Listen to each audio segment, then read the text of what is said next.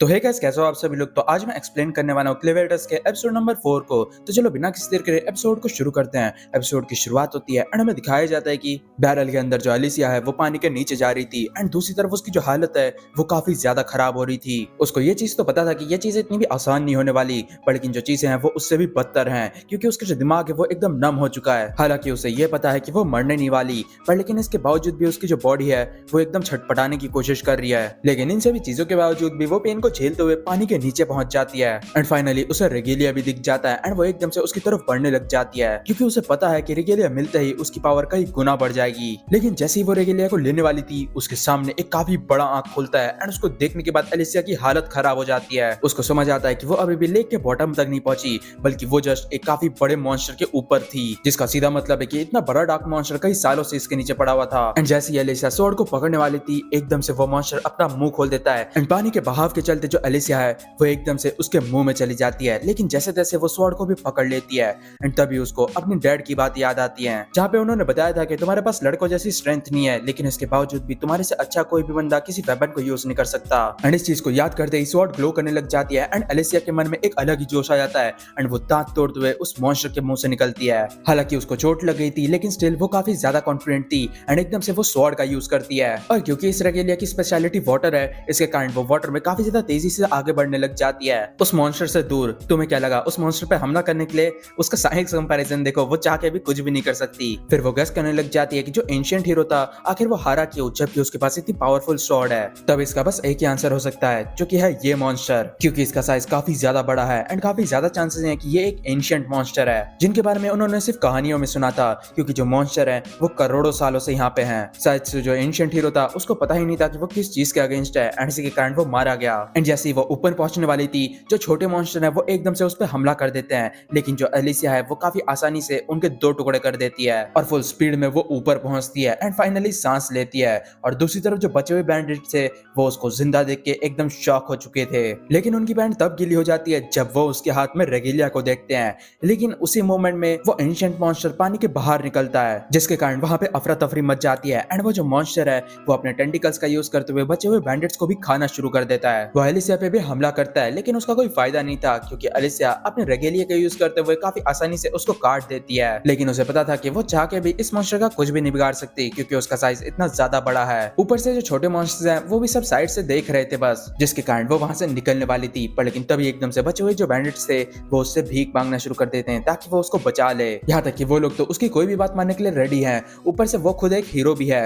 लेकिन ये सुनने के बाद एलिसिया बोलने लग जाती है, मैं कोई हीरो नहीं हूँ, ऊपर से तुम लोगों ने जो हरकतें की हैं उसके बाद तुम्हें कोई भी नहीं बचाने वाला। एंड ये कहते हुए वो वहां से निकल लेती है एंड दूसरी तरफ वो जो मॉन्स्टर है वो उन बचे हुए को भी खा लेता है। एलिसिया को पता था कि पानी ही इन मॉन्स्टर्स का घर है, जिसके कारण वो लोग यहाँ से नहीं निकलने वाले, जो कि वो बस होप कर सकती है। क्लेवेटस ने उसे ऑर्डर दिया था हर एक बैंडिट को मार देने के लिए एंड एक तरफ से देखा जाए तो ये एकदम कंप्लीट भी हो चुका है क्योंकि मॉन्स्टर ने उन सभी को खा लिया है। और दूसरी तरफ वो जो एंशिएंट मॉन्स्टर था वो वापस से पानी के अंदर चले जाता है एंड इवन जो एलिसिया है वो भी काफी सेटिस्फाइड थी क्योंकि फाइनली उसको वो स्वॉर्ड मिल चुकी है। एंड तभी अचानक से जो क्लेन है वो अपने डार्क एकर का यूज करते हुए उसके माइंड में ही बात करने लग जाता है और वो बोलता है कि देखने से लगता है तुमने कुछ ज्यादा ही स्ट्रगल किया। एंड ये सुनने के बाद एलिसिया बिल्कुल भी खुश नहीं होती क्योंकि स्ट्रगल से ये तो हद से ज्यादा बुरा था और वो डिमांड करने लग जाती है, अगर तुम्हें इस सिचुएशन के बारे में पता था तब तुमने मेरी मदद क्यों नहीं की। एंड ये सुनने के बाद क्लेन बताने लग जाता है कि अनफॉर्चुनेटली मेरा एनकाउंटर एक ऐसी पावर से हुआ है जिसके बारे में मेरे को कुछ भी नहीं पता। एंड तभी हमें दिखाया जाता है कि क्लेन ने ऑलरेडी उस ट्रोल को मार चुका है एंड फिर वो एलिसिया को अपने पास बुलाता है ताकि वो उसकी क्लास ले सके क्योंकि उसने मैजिक नाम की पावर उससे छुपाई है। दूसरी तरफ हमें रोको को दिखाया जाता है जो कि वहां से भाग रहा था एंड उसकी काफी गंदी वाली फट रखी थी क्योंकि क्लेन ने उसके मॉन्स्टर को बिना छुए मार दिया था एंड उसने ऐसा कुछ कभी भी पहले नहीं देखा था। लेकिन तभी अचानक से उसकी नजर लूना पे जाती है जो कि उसके सामने थी एंड वहां पे नेल भी पड़ी हुई थी। दूसरी तरफ दिखाया जाता है कि एलिसिया फाइनली क्लेन के पास पहुंच गई थी, लेकिन क्लेन बोलने लग जाता है कि तुम काफी ज्यादा लेट हो और फिर वो स्वॉर्ड के बारे में भी पूछने लग जाता है, जो देख एलिसिया बोलने लग जाती है प्लीज इसको दूर मत करना मेरे से, जिसपे क्लेन को कोई प्रॉब्लम नहीं थी। लेकिन फिर वो स्मोक के बारे में बात करने लग जाता है जिसका नॉर्मल जानवरों या फिर ह्यूमंस में कोई भी असर नहीं है, लेकिन डार्क बीस्ट के सेंसेस पे इसका असर पड़ रहा है। यहाँ तक कि वो भी ढंग से चीजों को स्मेल नहीं कर पा रहा, साथ ही साथ उसके जो कान है वो भी काफी ज्यादा बज रहे हैं। वो अपने बड़े वाले फॉर्म में आके पूरे केव को तबाह कर सकता है, पर लेकिन वो करना नहीं चाहता क्योंकि जो लूना है वो अभी गायब हो चुकी है। जो सुनने के बाद एलिसिया की हालत खराब हो जाती है क्योंकि अगर लूना को कुछ हुआ तब काफी प्रॉब्लम हो सकती है। एंड तभी क्लेन बोलने लग जाता है जल्दी से कुछ करने के लिए, जिसपे एलिसिया एक्सप्लेन करने लग जाती है उसको मैजिक यूज करना नहीं आता, बल्कि मैजिक यूज करना काफी ज्यादा ही रेयर है और सिर्फ गिने चुने लोग ही उसका यूज कर सकते हैं। यहाँ तक कि मैजिक यूज करने के लिए तुम्हें कैनेसाइट की जरूरत है, जो कि नॉर्मल लोगों के लिए एकदम पॉसिबल ही नहीं है। जो सुनने के बाद क्लेन उसको यूजलेस बोलता है एंड ऑफ कोर्स एलिसा बिल्कुल भी खुश नहीं होती और बताती है कि तुमने जो हीरोज को मारा है उनमें से कुछ लोगों को मैजिक यूज करना आता था। लेकिन उसकी बात बिना सुने ही क्लेन एकदम आगे बढ़ने लग जाता है एंड बताता है कि उसको लूना को ढूंढना है, पर लेकिन काफी ज्यादा चांसेस हैं कि वो ऑलरेडी मर चुकी है। जिसपे एलिसा पूछने लग जाती है क्या होगा अगर तुम्हें लूना मरी हुई मिली, जिसपे क्लेन बताता है कुछ भी नहीं, क्योंकि लूना के साथ ही मेरा जो ह्यूमैनिटी के ऊपर इंटरेस्ट है वो खत्म हो जाएगा। एलिसा भी समझ जाती है इस मास्टर ने पहले से ही सोच रखा है कि यह हमारी दुनिया को खत्म कर देगा एंड अभी के लिए उसका बस एक ही रास्ता है, वो है लूना को जिंदा ढूंढना, क्योंकि वो उनकी लास्ट होप है। थोड़ा सा आगे बढ़ते ही उनको खून के निशान दिखने लग जाते हैं, जिसके काफी ज्यादा चांसेस है कि ये नल की हो। जिसपे क्लेन बताता है कि वो इस हालत में भी नहीं है कि वो क्रॉल करते हुए जाए, जिसका सीधा मतलब है कि कोई उसको घसीटते हुए लेके गया है। दूसरी तरफ हमें रोको को दिखाया जाता है जो कि आगे बढ़ रहा था, लेकिन जो नल है उसने उसके कोट को पकड़ रखा था, जिसके कारण उसकी जो स्पीड है वो इतनी भी कुछ खास नहीं थी एंड इसके कारण जो रोको है वो उसको लात पे लात भी बरसा रहा था, लेकिन जो नल है वो उसके कोट को छोड़ नहीं रही थी एंड रोको भी अपने कोट को छोड़ के नहीं जाना चाहता था, क्योंकि ये काफी ज्यादा महंगा है। कुछ भी करके उसे लूना को लेके वहां से निकलना होगा एंड तभी हमें पास का सीन दिखाया जाता है, जहाँ पे वो लूना को जैसे ही टच करने वाला था लूना एकदम से रोना शुरू कर देता है, जिसके कारण रोको के हाथ में जो लालटेन थी वो एकदम से ब्लास्ट कर जाता है एंड ये देख के रोको समझ जाता है कि ये बच्चा गिफ्टेड है, यानी कि ये मैजिक यूज कर सकता है, ऊपर से प्योर ब्लडेड हाइडन, जिसका सीधा मतलब है कि ये मिसिंग प्रिंस है। लेकिन तभी अचानक से वहां पे एलिसा आ जाती है एंड एलिसा को अपने सामने देखने के बाद रोको काफी ज्यादा शॉक हो जाता है एंड वो पूछता है कि आखिर उसके बंदे कहाँ पे है, जिसपे पीछे से क्लेन आता है एंड बोलने लग जाता है कि वो सभी डाइजेस्ट हो रहे हैं एक मॉन्स्टर के पेट में। फर्क नहीं पड़ता कि तुमने अपनी जिंदगी में क्या उखाड़ा है, क्योंकि दिन के आखिर में तुम सभी फूड ही हो। और फिर नेल को देखने के बाद वो बोलता है कि देखने से लगता है तुम अपनी आखिरी सांस तक लड़ी एंड तभी रोको धमकी देने लग जाता है अगर तुम एक भी स्टेप लोगे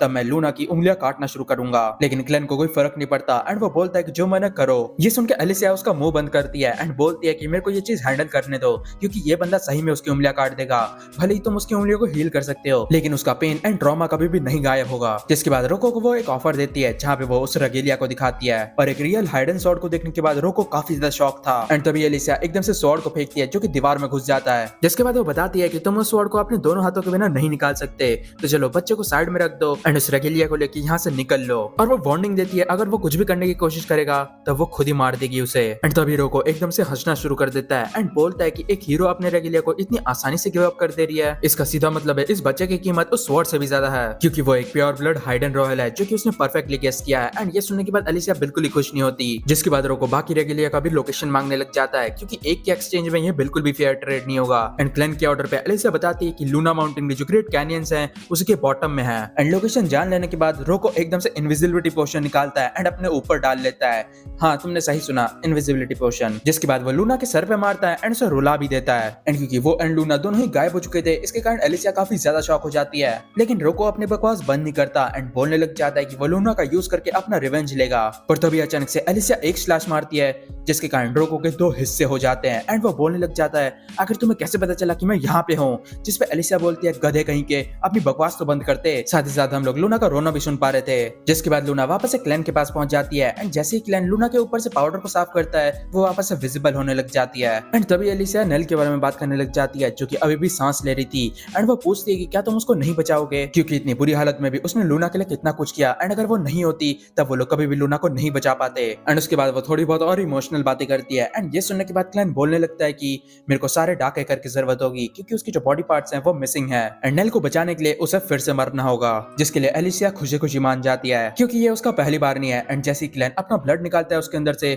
एलिसा फिर से मर जाती है। एंड तभी हमें दिखाया जाता है कि नेल कम्प्लीटली ठीक हो गई थी एंड यहाँ तक कि उसका जो लुक है जो कि कम्प्लीटली चेंज हो चुका था। एंड तभी क्लैन बताने लगता है कि उस मॉन्स्टर से तो मैंने तुम्हें बचाया था लेकिन तुम्हें वापस से ठीक करने के लिए एलिसा ने अपना सैक्रिफाइस दिया, लेकिन कोई चिंता की बात नहीं है क्योंकि वो फिर से जिंदा हो जाएगी। एंड वो पहली बार एलिसा की तारीफ करता है क्योंकि बाकी ह्यूमंस के कंपैरिजन में वो काफी ज्यादा टफ है। एंड नेल भी हीरो को शुक्रिया बोलने लग जाती है एंड तभी जो एलिसा है वो फिर से जिंदा हो जाती है। लेकिन जिंदा होते ही वो एकदम से अपने स्वॉर्ड को ढूंढने लग जाती है क्योंकि वही अभी के लिए उसकी सबसे ज्यादा प्यारी चीज है। एंड तभी क्लैन लूना को वापस से पकड़ा देता है क्योंकि फीडिंग टाइम हो चुका है। एंड वो नेल का नाम चेंज करके नेलेरू रख देता है क्योंकि उसकी एक न्यू लाइफ शुरू होने वाली है। एंड इसके साथ ये जो एपिसोड है वो खत्म होता है। तो गाइस कमेंट्स में बताना कि आपको ये एपिसोड कैसे लगा एंड अगर आपको वीडियो अच्छी लगी है तो वीडियो को लाइक कर देना एंड चैनल को भी सब्सक्राइब कर देना। एंड अगर आपने अब तक मेरे सेकंड चैनल की वीडियो नहीं देखी है तो उसको भी जरूर से चेक कर लो, लिंक आपके सामने आ रहा होगा। तो बस आज वीडियो के लिए इतना ही, मिलते हैं नेक्स्ट एपिसोड में, तब तक के लिए सायोनारा।